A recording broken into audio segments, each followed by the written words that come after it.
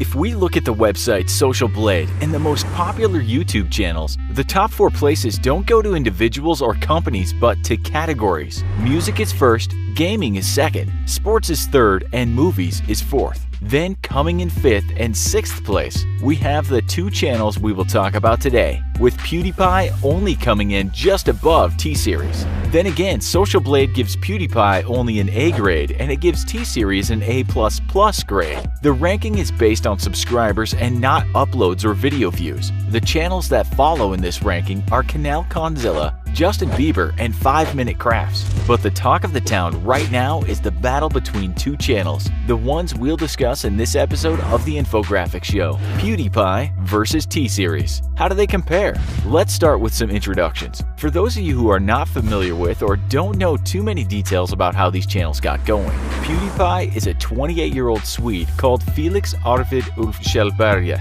While he was studying industrial economics and technology management at University of Gothenburg, he started a YouTube channel. He dropped out of uni and soon started to concentrate on graphic design and also in the background his channel. No one lives for free and creating content isn't easy when broke. And it's also well known that one way he earned an income when he got going was by selling hot dogs. While the media reports that his parents were wealthy entrepreneurs, it seems young Felix wasn't just handed a silver spoon. Not only was he selling hot dogs, but he also told the media his boss made him sell almost raw hot dogs as cooking them cost too much money. He said his main love back then was photoshopping girls. He almost landed an apprenticeship working with what he called the best advertising agency in Scandinavia. Maybe it's a good thing he didn't get it.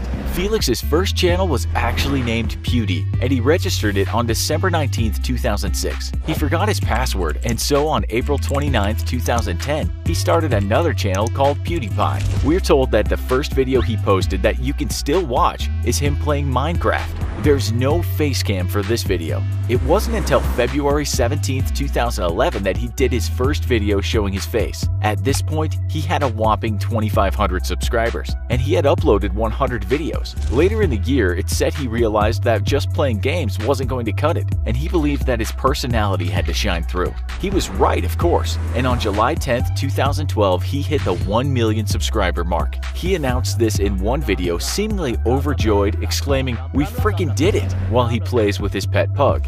That year, he would rocket to fame and also infamy. But everyone knows just a little bit of controversy can be a good thing. Yep, he made jokes about topics that many people thought he shouldn't be joking about. But after being scolded by the public and the media, he only became more successful. By January 2013, his videos had been seen more than 1 billion times. We'll come back later to see how well he's done since then. T-Series, which follows PewDiePie in the YouTube subscriber rankings, had very different beginnings. The real company name is Super Cassettes Industries Private Limited, and in 1983 it was founded by a guy called Gulshan Kumar. At the start, it was pirating Bollywood songs for business. Then it moved into making soundtracks for movies. Unfortunately, Kumar's life was ended abruptly when he was murdered by gangsters from the Mumbai underworld. He was hit by 16 bullets as he was coming out of a temple. People allegedly involved with the crime were other people in the entertainment industry and a bunch of what the Hindustani Times called assassins. Moving on, T-Series started its YouTube channel on the 13th of March 2006, but it would be a few years until it started uploading content.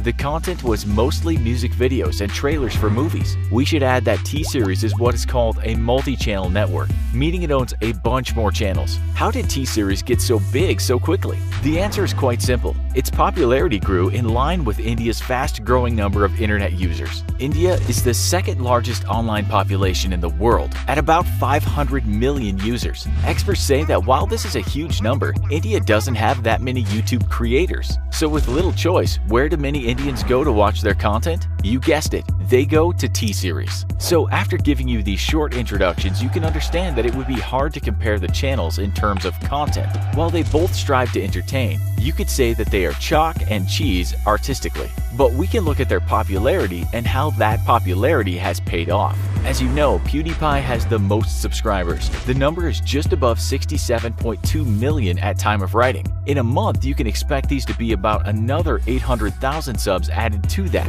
T-Series has just over over 66.8 million subscribers at the time of writing. But here's the kicker. In another month, you can expect the channel to have perhaps another 3.5 million subs. What that means is by the time you watch this show, unless PewDiePie experiences some kind of miracle, T-Series should have done the overtake. As for video views daily, T-Series gets anywhere from 70 to 90 million views as we write this, so let's call the average 80 million. PewDiePie's video views per day are all over the place, but lately the number has been around 5 to 8 million views a day. That's why T-Series gets that A++ grade we talked about earlier in the show. But how does this translate to money? Which is no doubt the main motivation why these two channels get out of bed in the morning. Social Blade gives an estimated yearly earnings, but the minimum and maximum amount is vastly different. That's because advertising revenue is complicated. Let's just cheat here a little and see what others say about the earnings of these channels. One article in the Indian media in 2018 told us from January to July 2018,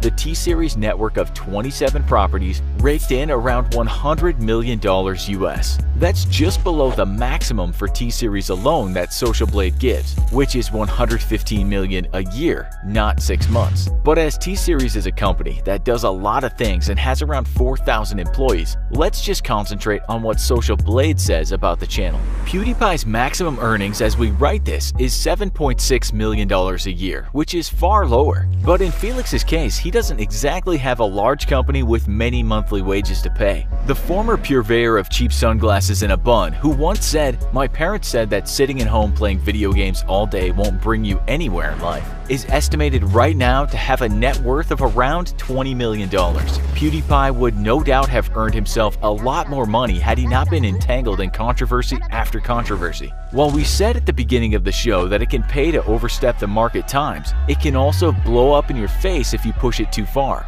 In terms of advertising revenue, this can be anathema, and Forbes wrote in 2017 that there is no doubt he would have been much richer had he held his tongue at times. On the other hand, you could argue this irreverence to political correctness has been what charged his campaign. Yes, his channel is wholly disliked by many people not young or born into what's called Generation C. Yes, he is torn to shreds on Twitter and Reddit on a regular basis, but obviously someone likes him. His detractors just seem to be more outspoken than his devotees.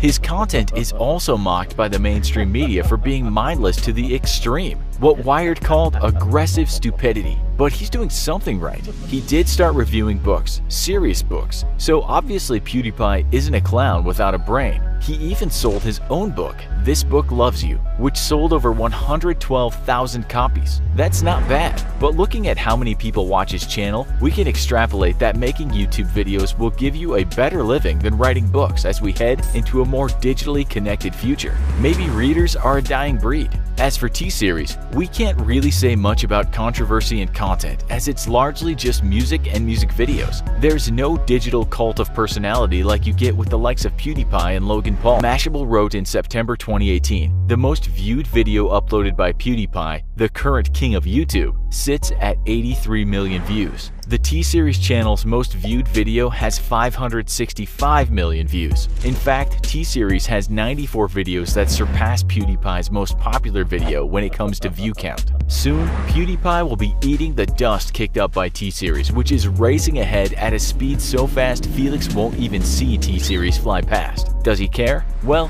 he released the diss track, the one with lasagna in the name, singing, "You're trying to dethrone me for spot number 1, but you're India, you lose, so best thing you haven't won. Maybe it doesn't hurt to get thrown off the top spot." It's no masterpiece, but he makes his point. Saying that, in an interview he talked about him losing his throne. "I don't really care about T-Series," he said. "I genuinely don't. I think that if YouTube does shift in a way that's more corporate, something else will take its place." What do you think? Does he care about losing his spot? What about all the criticism he gets for his content? Does he deserve it? Are you a fan? Are you a fan of T-Series? If so, what's so good about it that gets so much attention? Tell us in the comments. Also, be sure to check out our other video, Average American versus Logan Paul. Thanks for watching, and as always, don't forget to like, share, and subscribe. See you next time.